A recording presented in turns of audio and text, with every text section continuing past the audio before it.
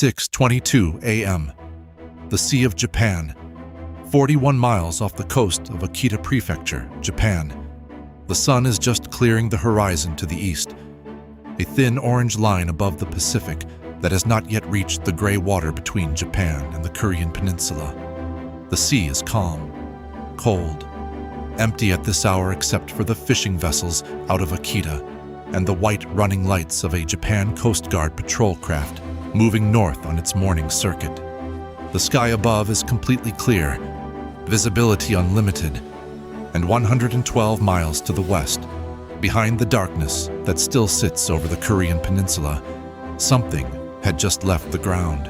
At 6:17 a.m., 5 minutes before the event that would define the morning, a Hwasong-17 intercontinental ballistic missile had lifted off from a mobile transporter erector launcher positioned on a secondary road outside the city of Hwasong in North Pyongan province. The missile's motor had ignited in a column of fire and white smoke visible for 60 kilometers in every direction. And in the first seconds of its climb, the Hwasong-17 had already confirmed what U.S. Strategic Command's analysts had assessed in the previous 72 hours as the highest confidence imminent launch indicator they had ever seen from the Korean peninsula. This was not a test. The missile's trajectory, steeper than a standard test loft, more compressed, with a terminal guidance parameter that North Korean engineers had never used in any of the 41 previous Hwasong-17 test launches in their program history, indicated a live warhead, a thermonuclear warhead, targeted at Guam. Kim Jong-un had made his calculation over 18 months of internal deliberation. The logic, as reconstructed later by U.S. intelligence, was coherent within its own framework. North Korea's nuclear deterrent was credible only if it was demonstrated to be operational, not merely a political threat, but a physical reality that the United States and its allies had to account for in every strategic calculation. A live nuclear weapons test over the Pacific, impacting an open ocean well south of any inhabited territory, would achieve 3 objectives simultaneously.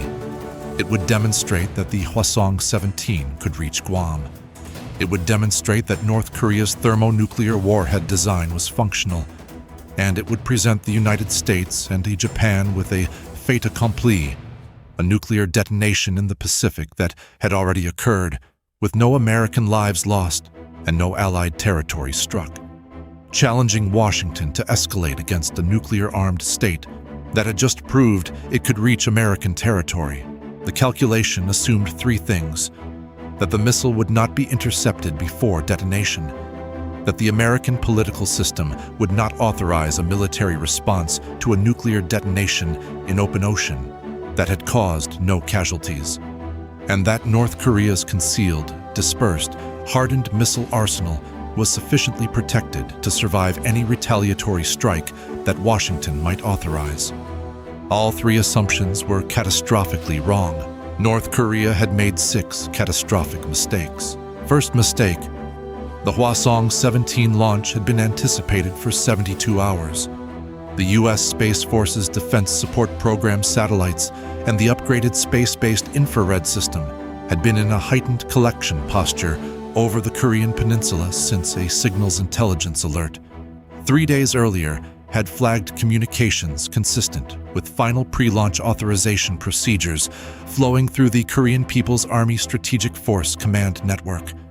The National Reconnaissance Office had tasked additional imaging satellite passes over North Pyongan province following that alert, and had imaged the TEL vehicle at its Hwasong staging area on 2 separate passes. The specific vehicle, its configuration, and its movement toward the secondary road launch position had been tracked on the final NRO pass at 4:44 a.m. when the SBIR's sensors registered the Hwasong-17 motor ignition at 6:17 a.m. The alert was not a surprise. It was the confirmation of an assessment that U.S. Strategic Command had been acting on for 72 hours. The intercept assets were already positioned. The authorization chain had already been pre-staffed. Second mistake: The boost phase intercept capability that North Korea had modeled as non-existent had been deployed. Following the Hwasong-17's entry into operational service 3 years earlier, U.S. Pacific Command had quietly completed the forward deployment of an experimental boost phase intercept capability, a classified SM-3 Block IIA variant with a modified seeker optimized for boost phase engagement of large ICBMs, aboard USS Lake Erie, a Ticonderoga-class cruiser that had been conducting what was publicly described as routine BMD exercises in the Sea of Japan for the preceding 19 days. USS Lake Erie's position, 11 miles south of the Hwasong-17's computed boost phase arc, had been reached 4 days before the launch in response to the first signals intelligence indicator. She was not on any published deployment schedule. North Korea's targeting model for any U.S. missile defense response to a Hwasong-17 launch had modeled mid-course intercept only. The standard GMD ground-based interceptors in Alaska and California that North Korean engineers had studied exhaustively. They had not modeled a boost phase intercept from a Ticonderoga cruiser 11 miles from their missile's ascent arc. Third mistake, Japan's Aegis destroyer network had been supplemented and repositioned without any visible indicator in North Korean intelligence collection. 3 JS Kongo-class Aegis destroyers of the Japan Maritime Self-Defense Force, each carrying SM-3 Block IB interceptors for the mid-course engagement layer, had been repositioned to optimized intercept stations in the Sea of Japan 7 days before the launch, in response to the same intelligence indicators that had elevated U.S. Strategic Command's alert posture. The repositioning had been conducted under emissions control with no public announcement. North Korea's defense intelligence had modeled 2 Japanese Aegis destroyers in the Sea of Japan on their normal patrol routes. The actual defensive architecture included 3 JS Kongo-class vessels, plus USS Lake Erie in the boost phase position, plus the GMD interceptors in Alaska and California. 5 independent intercept layers against a single missile. Fourth mistake, the terminal guidance parameter that the Hwasong-17 engineers had selected to distinguish a live warhead flight from a test launch had been detected and correctly assessed by NSA analysts as a live fire indicator 44 hours before launch. The specific parameter, a terminal guidance activation timing sequence that North Korean engineers had reserved for operational warhead flights and had never used in testing, had been flagged by an NSA analytic program specifically designed to distinguish test from operational North Korean ballistic missile launches, based on flight computer emissions during the pre-launch checkout sequence. The NSA assessment, transmitted to the White House Situation Room and to U.S. Strategic Command at 2:11 a.m. the previous day, stated with high confidence that any Hwasong-17 launch that occurred in the following 72 hours should be treated as a live warhead flight.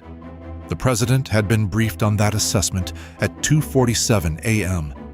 The pre-authorization framework that governed the U.S. missile defense response to a live North Korean nuclear weapons flight had been reviewed, confirmed, and delegated to the Stratcom commander at 3:22 a.m., 19 hours before the Hwasong-17 left its launcher.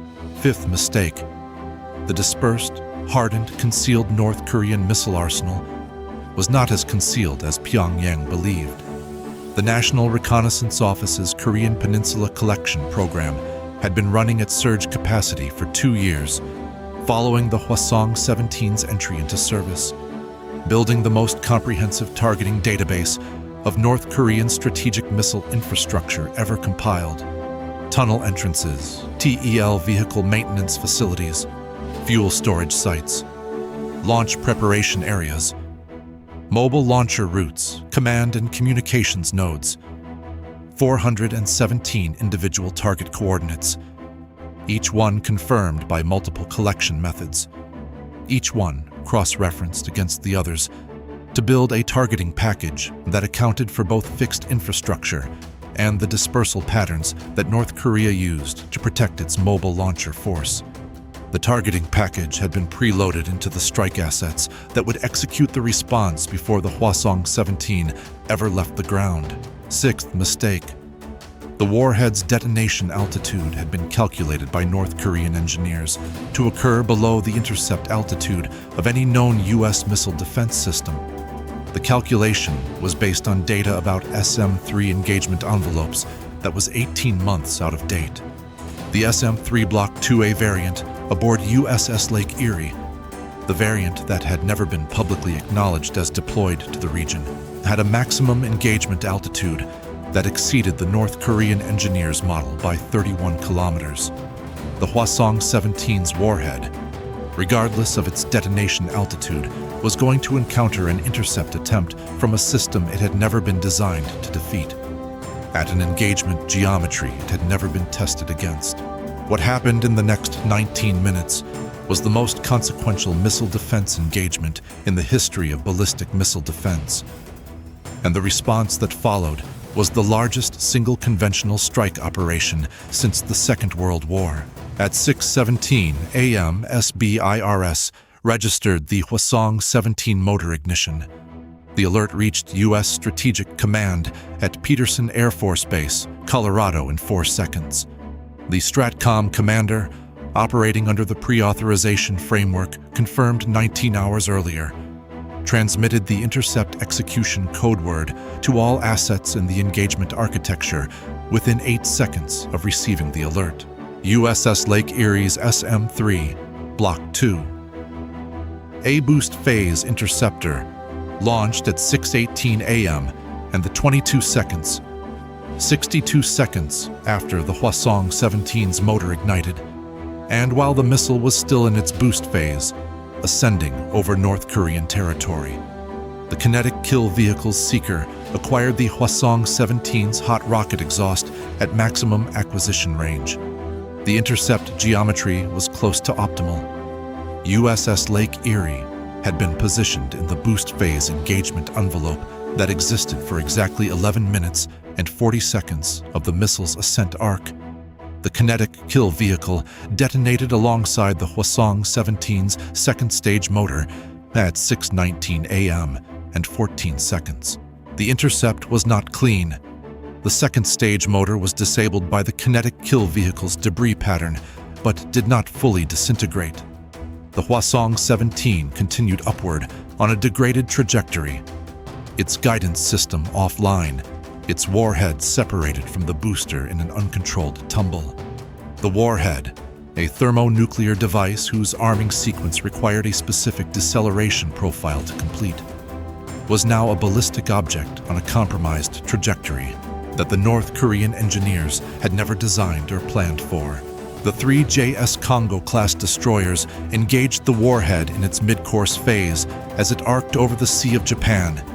The warhead's tumbling trajectory created an engagement geometry that was non-standard, but not beyond the SM-3 Block IIA's capability. JS Kongo fired first. 2 SM-3 Block IIBs on an intercept solution computed in the 47 seconds between the boost phase intercept and the warhead separation. The first interceptor missed by a margin of 40 meters, its kill vehicle unable to complete the final terminal correction against the tumbling target. The second interceptor impacted the warhead directly. The thermonuclear warhead, a functional device in a non-functional delivery state, its arming sequence incomplete, its deceleration profile wrong, was converted into inert debris by the kinetic impact at 214 kilometers altitude over the Sea of Japan. A nuclear detonation did not occur. The warhead was neutralized before its arming sequence could complete. Its debris fell into the Sea of Japan, 47 miles northwest of Akita Prefecture. No debris reached Japanese territory. No radiation release occurred. The warhead had been rendered permanently inoperable by the kinetic kill. 6 minutes and 4 seconds after the Hwasong-17 left its launcher, the missile that North Korea had intended to detonate as a demonstration of its nuclear capability was debris in the Sea of Japan. Now the response began. At 6:23 a.m., 6 minutes after the launch and 57 seconds before the SM-3 kill vehicle impacted, U.S. Strategic Command had already transmitted the strike execution orders. The authorization had been pre-positioned. The targeting packages had been preloaded. The assets had been pre-positioned. What happened in the next 4 hours and 17 minutes was the systematic dismantlement of every identified element of North Korea's strategic missile program. Not a proportional response, not a punitive strike, but the comprehensive neutralization of the capability that had just demonstrated its intent to detonate a nuclear weapon over the Pacific.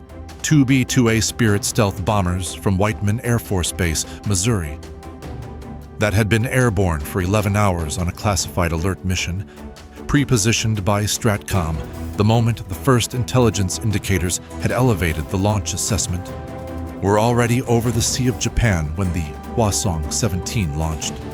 Each B-2A carried 16 GBU-57 massive ordnance penetrators, the 30,000-pound bunker-busting bomb specifically designed to destroy deeply hardened underground facilities. Their primary targets were the 4 tunnel complexes in North Pyongan and Chagang provinces that the NRO had assessed as the primary hardened storage sites for Hwasong-17 and Hwasong-15 ICBM airframes. The GBU-57 requires multiple impacts on the same point to achieve full penetration of the most deeply hardened North Korean tunnel complexes. Each tunnel entrance received 4 sequential GBU-57 impacts in a staggered timing sequence. All 4 tunnel complexes were struck between 6:41 a.m. and 7:03 a.m. Post-strike assessment confirmed structural collapse at all 4 entrance shafts and at the internal junction points that connected the tunnel networks to their storage galleries.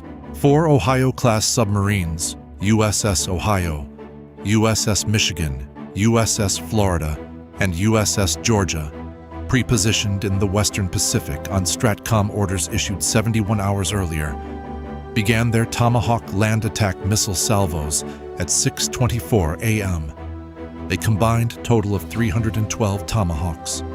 Their targets were distributed across the 417 target coordinates in the North Korean Strategic Missile Targeting Database, TEL vehicle maintenance facilities, fuel storage sites, launch preparation areas, command and communications nodes, radar installations, and the known surface-level infrastructure of every hardened facility in the target set. The Tomahawk salvos were timed in coordinated waves, with each wave assigned to specific target categories. Wave 1, 88 missiles, struck TEL vehicle maintenance and storage infrastructure between 6:47 a.m. and 7:11 a.m. Wave 2, 76 missiles, struck the fuel production and storage network between 7:03 a.m. and 7:29 a.m. Wave 3, 72 missiles, struck the Strategic Force Command and Communications infrastructure between 7:18 a.m. and 7:44 a.m. Wave 4, 76 missiles, struck tunnel complex surface infrastructure, entrance areas, ventilation, power generation, and rail logistics. USS Carl Vinson, pre-positioned by U.S. Pacific Fleet 4 days before the launch, launched her strike package at 6:26 a.m. 24 aircraft airborne in 17 minutes. 8 F-35Cs with JASSMER targeted the North Korean air defense network. 12 FA-18Es with JDAMs were assigned to the Strategic Force Headquarters at Hoyeong-ni and the Sanam-dong R&D facility. 4 EA-18G Growlers provided broadband jamming across the entire strike corridor. The F-35 CJASSMER strikes against North Korean air defenses ran from 7:04 a.m. to 7:31 a.m. 48 JASSMER missiles neutralized 18 SA-5, SA-2, and SA-3 battery positions, opening the western and central strike corridors for the subsequent Tomahawk waves. The Sanam-dong Missile Research and Development Facility the complex where North Korean engineers had designed, tested, and refined every ballistic missile in the Hwasong program, received 12 direct JDAM impacts between 7:39 a.m. and 7:43 a.m. The main assembly building, the engine test facility, the computing center, and the administrative complex were all rendered inoperable. The institutional knowledge of a generation of North Korean missile engineers was not in those buildings. But the physical infrastructure that had produced every Hwasong variant since the program's acceleration in 2016 was gone. The Korean People's Army Strategic Force Headquarters received 16 JDAM impacts between 7:41 a.m. and 7:46 a.m. The command building, the communications center, the operations facility, and the backup command post were struck in a sequence that left no redundant command capability standing. The strategic force, the organization that had ordered the Hwasong-17 launch at 6:17 a.m., was without a command infrastructure before 8 a.m. At 8:14 a.m., the second B-2A pair released to secondary targets. 2 tunnel complexes in South Hamgyong Province held from the first wave pending higher confidence assessment. That threshold was met. Both complexes were struck between 8:31 a.m. and 8:49 a.m. Both tunnel entrance shafts collapsed. The full accounting, compiled by U.S. Strategic Command and U.S. Indo-Pacific Command by 11 a.m. Hwasong-17 ICBM carrying live thermonuclear warhead. Intercepted and warhead rendered inoperable by kinetic kill at 214 kilometers altitude. Nuclear detonation did not occur. Warhead debris impacted Sea of Japan. No radiation release, no debris on Japanese territory. U.S. and Allied personnel who sustained fatal outcomes. 0. U.S. and Allied aircraft rendered inoperable. 0. In response, 4 primary Hwasong ICBM tunnel storage complexes rendered inoperable by GBU-57 MOP. 2 secondary ICBM tunnel storage complexes rendered inoperable. 312 Tomahawks impacted across 307 of 417 designated target coordinates. 92.3% of the strategic missile program's identified surface infrastructure rendered inoperable or destroyed. Sanam-dong Missile Research and Development Facility rendered inoperable. Korean People's Army Strategic Force Headquarters rendered inoperable. 18 North Korean air defense battery positions rendered inoperable. North Korean military personnel who sustained fatal outcomes across all strike packages, assessed at between 900 and 1,200, pending final battle damage assessment. The Defense Intelligence Agency's post-strike assessment, completed by 2 p.m., was stark. Residual Hwasong-17 and Hwasong-15 inventory was assessed at between 6 and 11 airframes, a fraction of the pre-strike force. Fuel production and storage infrastructure was comprehensively inoperable, requiring a minimum of 3 years to reconstitute. The Strategic Force Command Network was non-functional. Research and development infrastructure was destroyed. Air defense coverage over the missile program's primary facilities was suppressed across 73% of identified positions. Kim Jong-un's 3 assumptions had all proved wrong within 6 minutes. The missile was intercepted by a system Pyongyang did not know was deployed.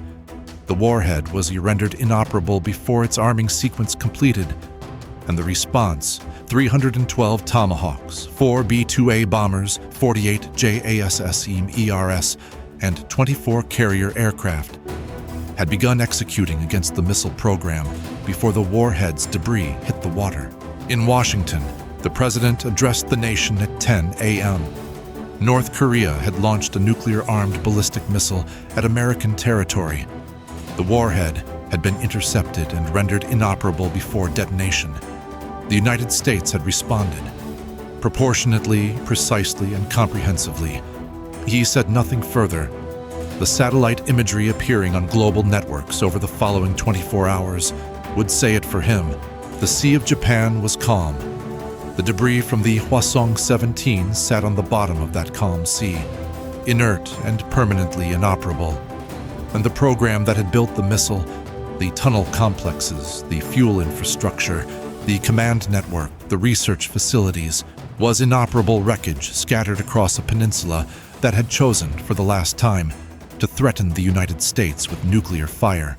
This is what happens when you launch a nuclear-armed ballistic missile toward American territory.